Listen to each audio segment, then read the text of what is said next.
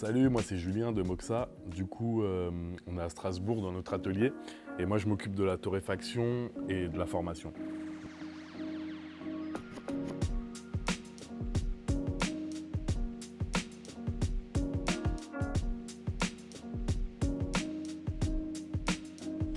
Du coup là, je vais peser le café vert avant de le torréfier. Donc j'ai un torréfacteur qui a une capacité de 12 kg. J'en mets un petit peu moins pour avoir plus de contrôle sur la température. Voilà. Une fois que mon café vert il est pesé, je vais le charger dans la trémie qui est au-dessus du torréfacteur. Ensuite, je vais venir bien régler ma température de chargement. En fait, le café vert, c'est l'acte de la torréfaction, c'est une cuisson. Du coup, c'est comme si maintenant tu réglais ton four chez toi. Tu vas, je sais pas, on va dire, tu mets un plat de lasagne, tu mets ton four à 200. Là, c'est la même chose. En fonction de ce qu'on va mettre comme grain de café, on va régler une température. Là, je vais charger le café vert dans le tambour. En fait, là, on est dans la phase d'endothermie. En fait, ça veut dire que le café, là, il va perdre la chaleur. Le tambour, il va perdre la chaleur, si tu veux.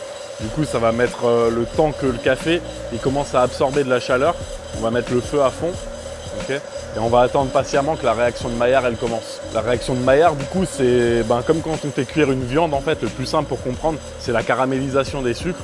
Quand tu fais cuire une viande et que l'extérieur devient croustillant, en fait. Et là, sur le café, ça va se traduire par une couleur qui va changer. On va passer du vert au jaune. Okay, quand on voit que ça devient jaune, c'est que la réaction de Maillard, elle a déjà commencé, en fait.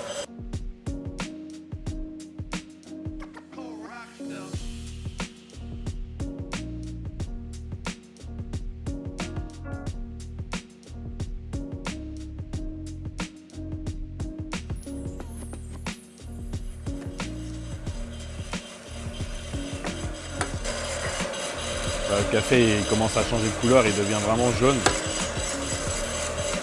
Tu vois, okay, ça veut dire que là, on a vraiment entamé la réaction de Maillard.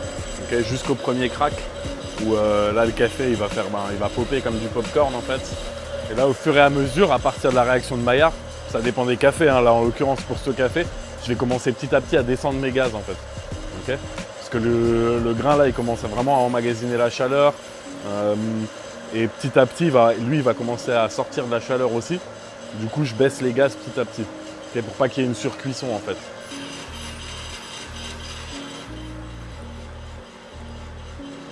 Là, ça a commencé, le premier crack. Tu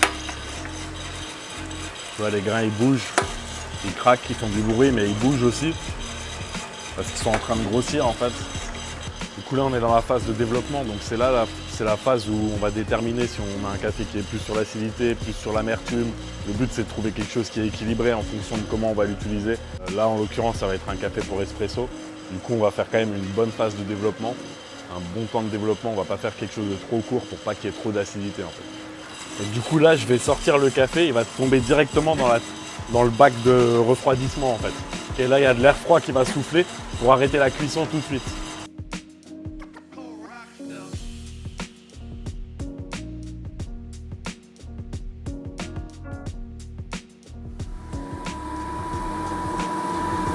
Et là, on va le laisser bien refroidir quelques minutes.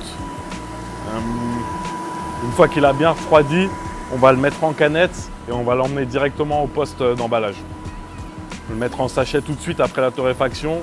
Il va dégazer un petit peu et après on le livre.